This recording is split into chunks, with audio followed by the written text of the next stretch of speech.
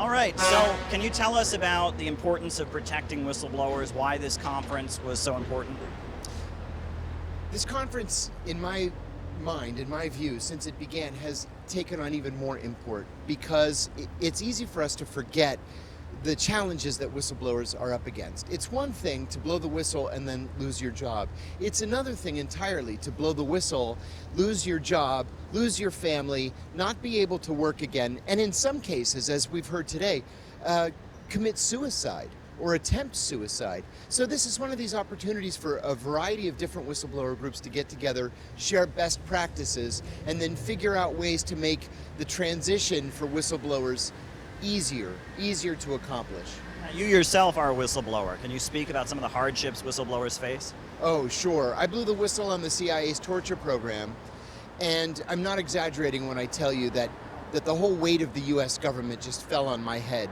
They tried to imprison me for 45 years. I ended up having to take a plea and went to prison for 23 months, but it cost me my livelihood. I'll never, ever work in government again.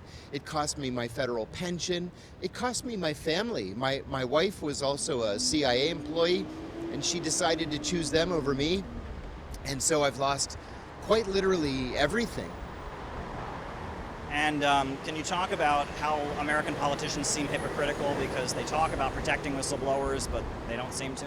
One of the most important examples, I think, of hypocrisy in American legislation surrounding whistleblowers is the fact that we actually have a whistleblower protection law in the United States, but it does not offer protections to anybody associated with national security. So if you work for a bank, let's say, or for the Department of Agriculture, then good for you. Go ahead and blow the whistle and you're going to be protected in most cases. If you are at the CIA, the NSA, the FBI, the Pentagon, you take your life and your career into your own hands and nothing good is going to come of your whistleblowing.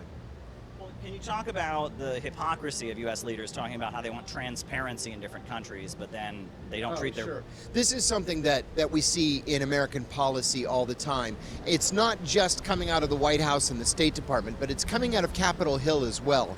You know, when people ask me who I can recommend on Capitol Hill that they go to see, to speak to, I can think of only one person, and that's Senator Chuck Grassley.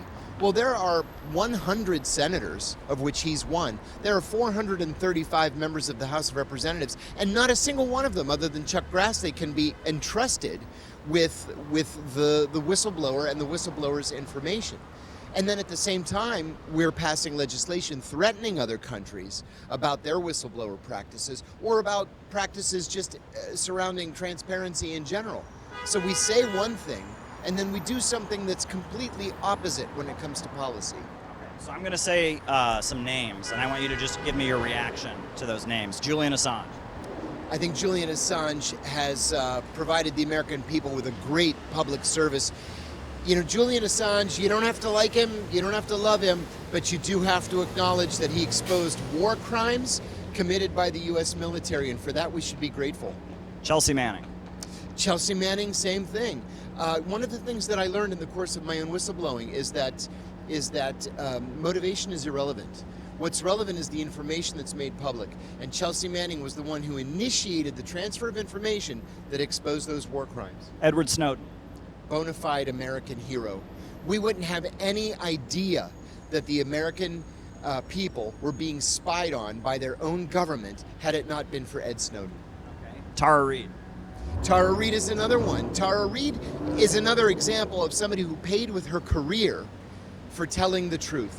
And you know, I remember the debate when she when she first went public with her revelations, the debate was not, what do we do about Joe Biden?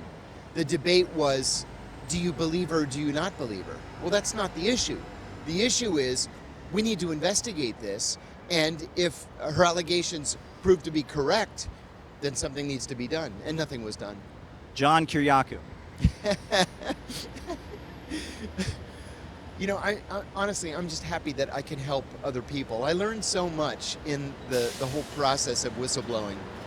And I went through all the different emotions, indignation, suicidal ideation, and you know, I like who I am. I like who I've turned out to be, and I'm I'm glad that I played a role in forcing the American government to be transparent about a crime that it was committing.